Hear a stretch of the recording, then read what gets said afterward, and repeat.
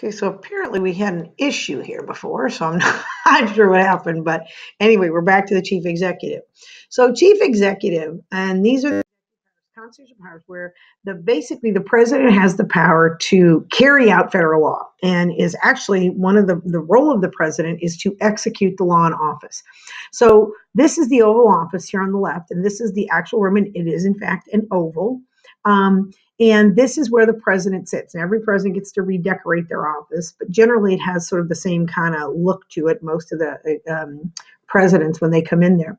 So the first thing is executing the law. If you look here under Article 2, Section 1 and Section 3, basically talk about the presidential oath and the what's called the take care power. And these are powers where the president has the responsibility and duty to make sure that all laws, not just laws they agree with, but all laws are enforced and administered.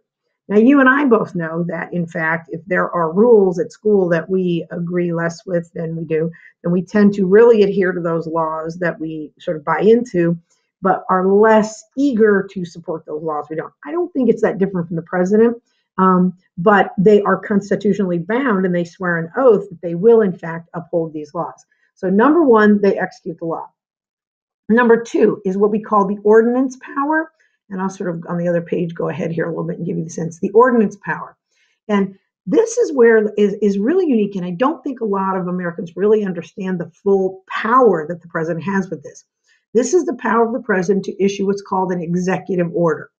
An executive order is an order that the president can issue that's an order that has not gone through Congress, that has not been approved through other means, but has the power to issue an executive order that is a directive that has the rule of or the force of law.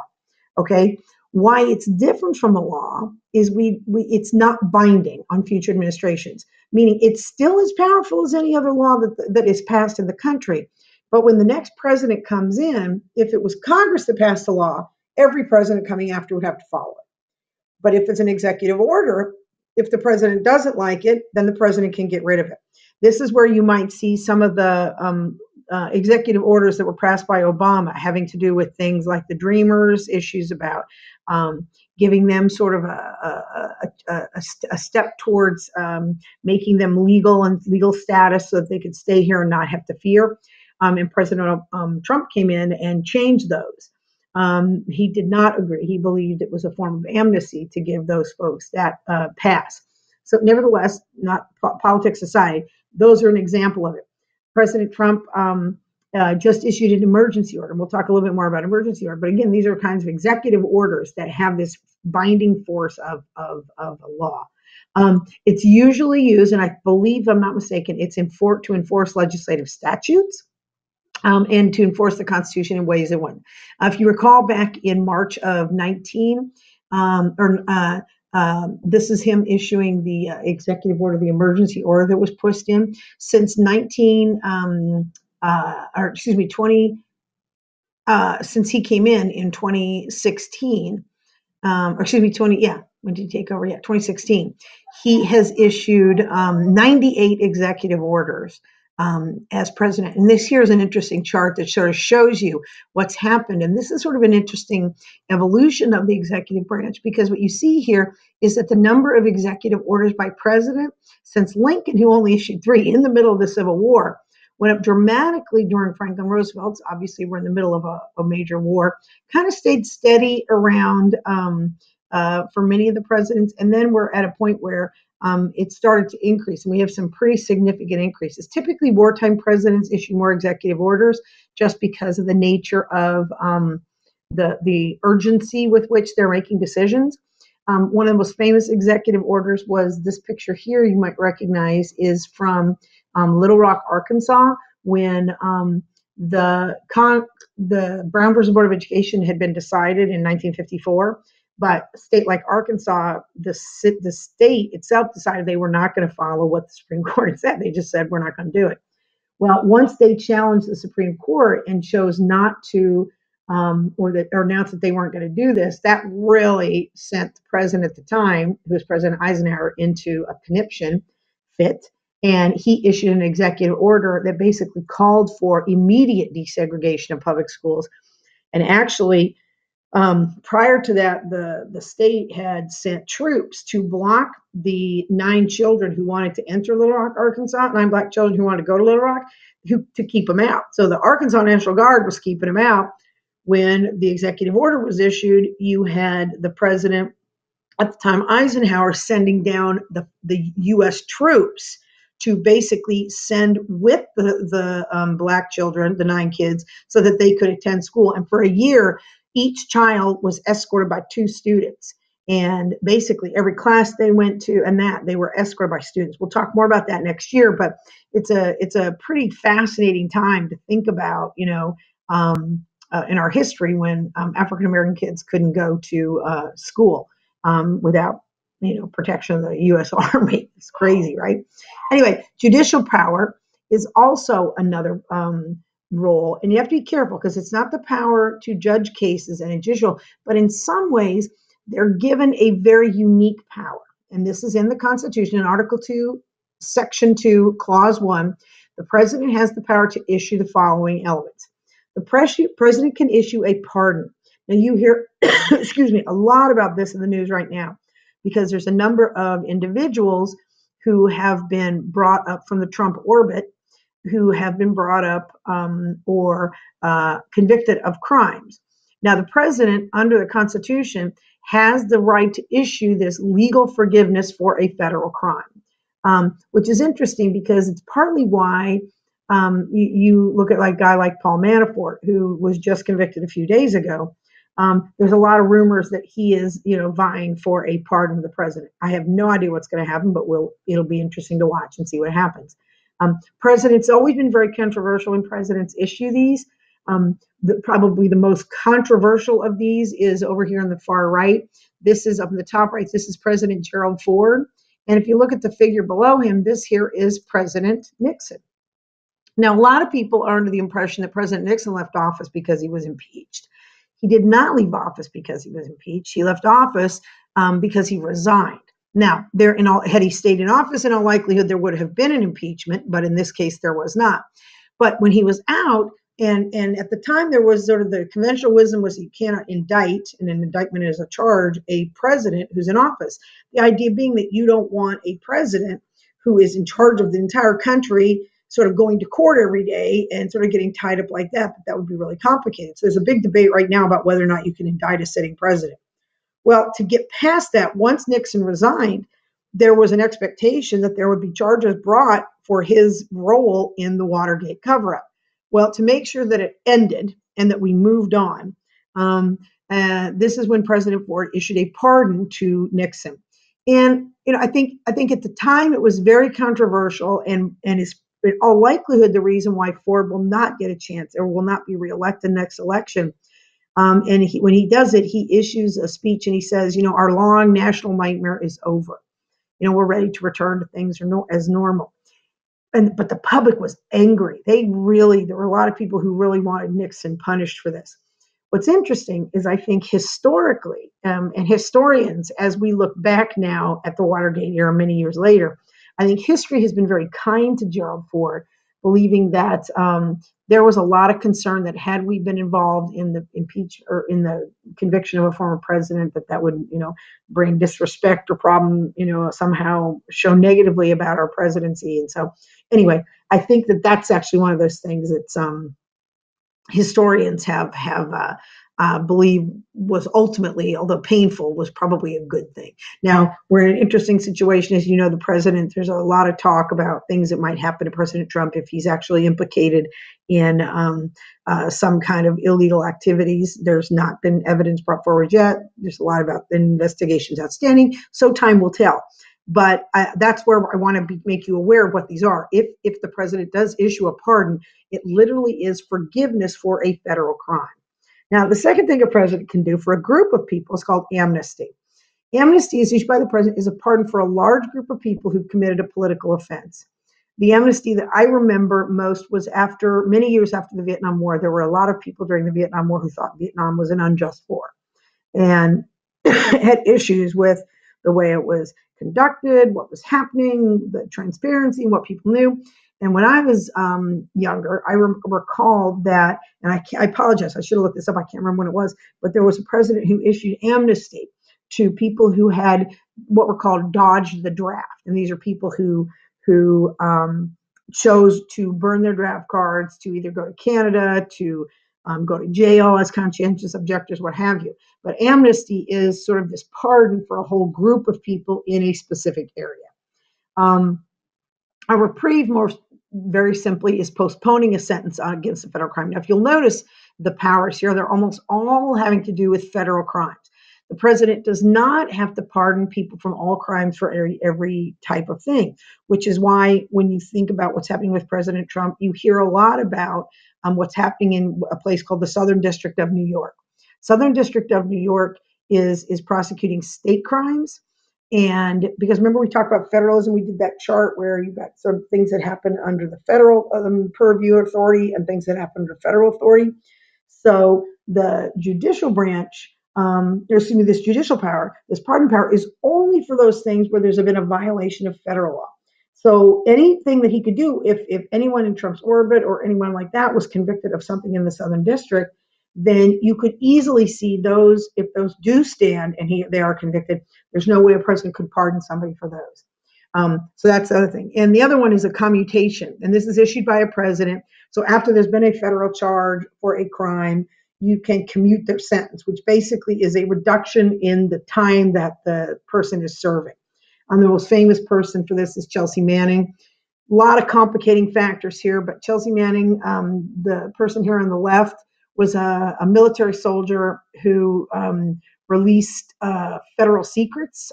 He was an intelligence officer who released information to WikiLeaks about U.S. operations. And I believe it was on spying, I'm not sure. But WikiLeaks is a very controversial organization that uses transparency or releases documents to try to make them public. And anyway, he's convicted of releasing top secret information, sent to prison for many, many years.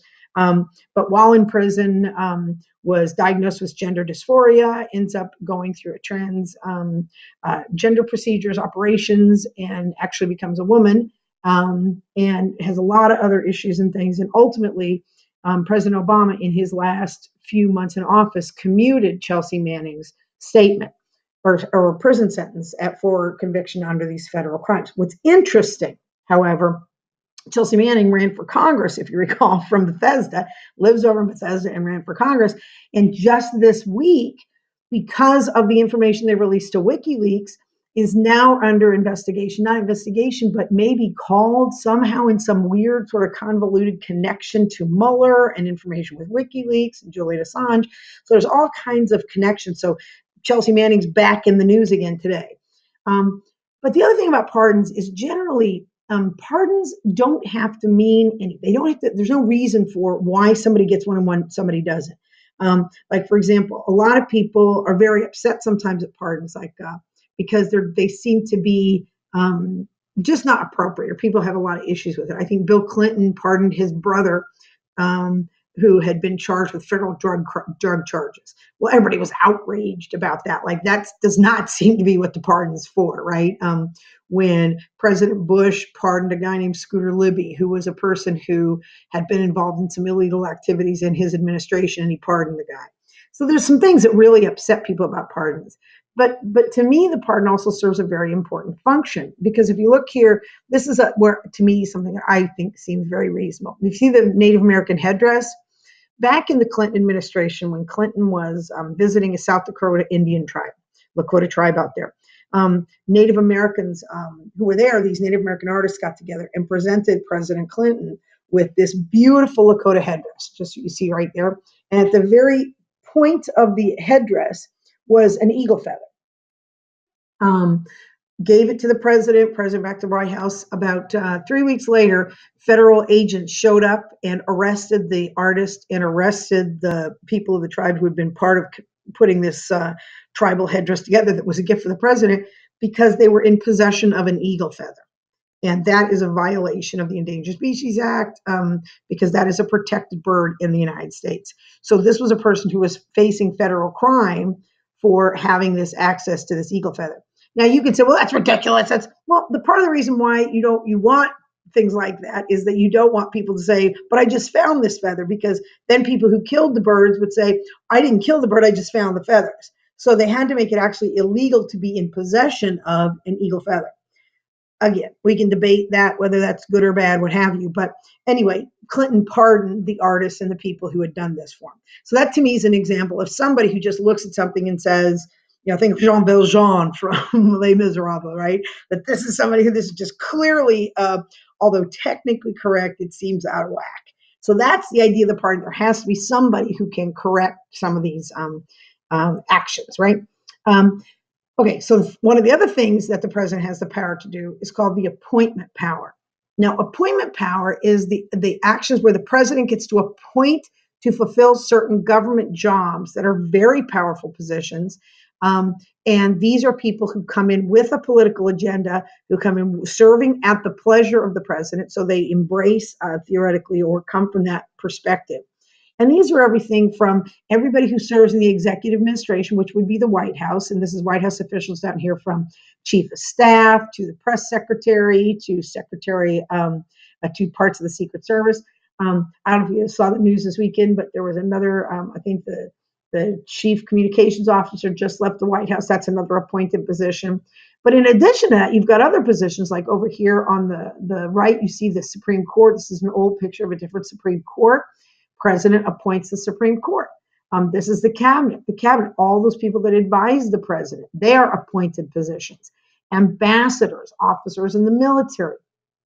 So appointments are positions that have a political edge to them, but they're incredibly powerful roles.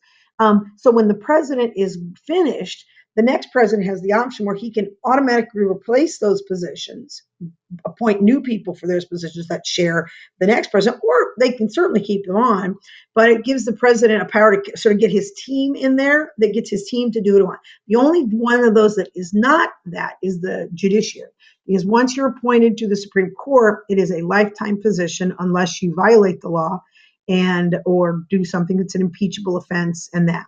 So generally speaking, these are people who serve while a president is in office. And guys, generally, if you have questions about things that we're doing, please write your questions down. And one of the first things we'll do on Monday is we'll be talking about any questions you have about these things. Generally speaking, when we talk about the executive branch and the appointment power, what we're really looking at is about 3% of the federal workforce.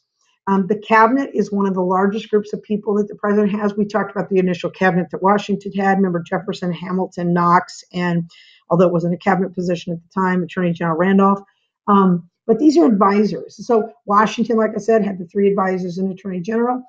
Presently, and for many years, the cabinet has been 15 executive departments.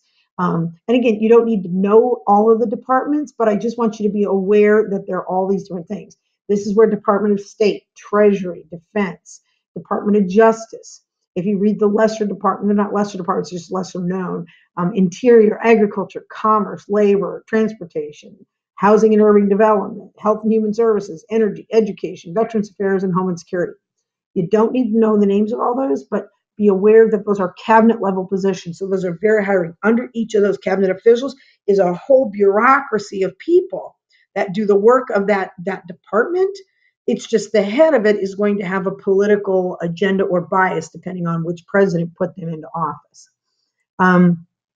These are the independent agencies. And again, notice it's in yellow. So I'm not going to ask you any questions off of this, but I'm just trying to give you a sense of exactly how big our government is and how big our government in general, our bureaucracy of our government is. You've got selective service. This is where you register for the draft, the National Labor Relations Board. Some you might know, NASA you would recognize, Social Security Administration you recognize. The National Archives you might recognize. Oh, USPS, of course, the post office. Everybody loves the post office. So these are all examples of different things. And you can look at these. You don't need to know these. Again, they're in yellow. I put them in yellow so you knew you didn't have to study them or memorize them. But there are dozens of independent agencies that the president also appoints.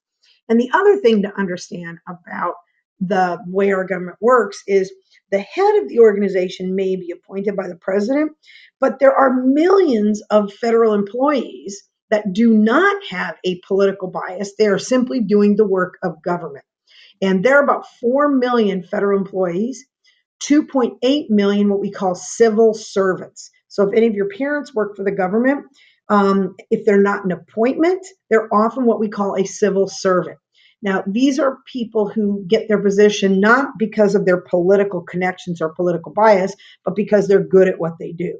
So these are based on what we would call merit, not political positions. They're nonpartisan positions. They are merit positions. But I just want to make sure you understand that these people work for an appointed person, so their job might change. Like if you worked for, perfect example would be the folks who are running the border, right? You've got the people who've started to implement all the border regulations down there, right? And border police and that. They had a very different mandate or orders when President Obama was there than they do under President Trump. So you basically have to do what you're told if you're going to be in those different agencies, and it changes depending on who your leader is at any given time. Okay, this just gives you a sense. I put this in there just so you get an idea of the growth of the federal bureaucracy and just how much the federal bureaucracy has grown in the last, 100 years. I mean, huge amounts here. And FDR, it's when it was the biggest at the New Deal, and that's something we'll talk about next year. But that was where the government employed, thousands and thousands of people, millions of people actually doing different government jobs that we paid for. And this is where we've kind of gone up and down during the administrations of different presidents. So again, don't need to know it. I just thought you might find it interesting. So as we move forward here, we move out of that. We move into one of the other distinct roles of the president, and that would be that of chief legislator. So if you go back to that original chart, I'm going back here, you've got chief executive, chief of state. So we've basically only done 2 of the pie charts here. The others won't take quite as long, but I'll kind of talk you through these now. Chief legislator is, we've already mentioned. We've already did that. We've already done this and talked about this when we talked about the bill process. The president has an extraordinarily powerful position as president, so they can propose or recommend legislation. Congress doesn't have to work on it. They don't have to do it, but they are a lot more powerful. Like if I call my congressman, they'll say, yeah, sure, that's a great idea. And then they'll not pay attention. If President Trump calls up, they're going to pay a lot more attention. They can influence the congressional agenda. They give the State of the Union. President gives the State of the Union. We watch the State of the Union, so you saw a chance to see that. And then you also have the role in the bill process. This is just a review of what we talked about, the 4 parts. It's interesting because many of you got the first 3 right. You got signature, you got no signature. It automatically becomes a law without a signature. Veto, everybody knows veto. So I guess 1 and 3, everybody knows. It's 2 and 4 that get a little confusing. And so with the thing to understand is that the president has 10 days to act after they get a bill. So the Congress goes through it. They go through the whole process, go through committee, they work it out. Both houses agree. They send it to the president. President then has 10 days to act. So in those 10 days, they have to decide. If they do nothing at all, the bill automatically becomes a law without the president's signature. Now, the exception to this would be what's called a pocket veto. And that is only happens when during the last, it's like the end of the semester. I want you to think about when you have, 10 things due at the end of the semester. And everybody's waiting and they're rushing. And the night before the semester's over, you send a teacher 25 assignments that are late. Okay. Well, the rule here is that the president has to have 10 days to consider a bill before they have to act. So if you don't give the president 10 business days to work, they can do nothing. But this time, because it fell within those 10 days, Congress goes out of session, like the end of the term, and the bill dies then if the president doesn't sign it. So that's what happens. And we can talk more about that in class, but try to make sure you understand these 4 things that the president can do. And that's pretty much it for chief legislator. One of the very unique roles of the president is that of chief diplomat. And because the president really is our spokesperson around the world. And I'm going to talk about a couple different elements here that we don't really hear that much about, but serve a really important role. And that is the power of, and singularly, only the president can do this, is called recognition power. The president has the authority to recognize a country. And through that process of recognizing a country, they're basically acknowledging that country's legal existence and right of its government to rule, its legitimacy. This alone for a new country could make or break a country. Think about the state of Israel. The state of Israel, when it declared itself an independent country, think of all the countries that were ganged up saying, we don't support this, we don't like this. Israel announced itself as a country. I believe it was within like 8 minutes of them announcing it, the United States recognized the government of Israel as the legitimate government and legitimate power. So when the Israel said this, although they were very, very weak or very new, to have the U.S. standing behind it gave it real legitimacy and authority right off the bat. So this is important. It's also before we can really start negotiations with a country or have any kind of relationship with a country, you have to recognize it. Right now, North Korea, we do not recognize the government of North Korea as being the legitimate government. So it was a huge concession. And one of the things that we talked about was giving them what was called a mission, a North Korean mission in the United States. It never actually happened because the talks collapsed last weekend. But that was one of the things on the table, is whether or not we would grant North Korea this mission. And we would give them some sort of, because that was the first step towards granting them sort of an appropriate legal status that we could begin negotiations. Only the president has the power to make treaties. This was very different from the Articles of Confederation, where every state could make its own treaties. Only the president has the power to make treaties, okay? And the treaty is a formal agreement between two or more sovereign states. Now, although the president can singularly make a treaty, it does not become a treaty without the Senate's role. If you go back, you think when we did the legislature, we talked about this thing called advice and consent. If the Senate must approve for a 2/3 vote, which is called ratification, they must ratify presidential treaties or they don't happen. After World War I, and that's a picture taken here from the center. This is President Wilson, this guy right here. President Wilson went over to Europe, spent 6 months negotiating what was called the Versailles Treaty to end World War I. He came back. Congress didn't like a couple elements of it, asked him to change it. He refused. Eventually, the treaty will die because the Senate will never ratify. We will have to, many years later, sign a separate treaty. And in part, that's why that treaty and that organization and that process fails.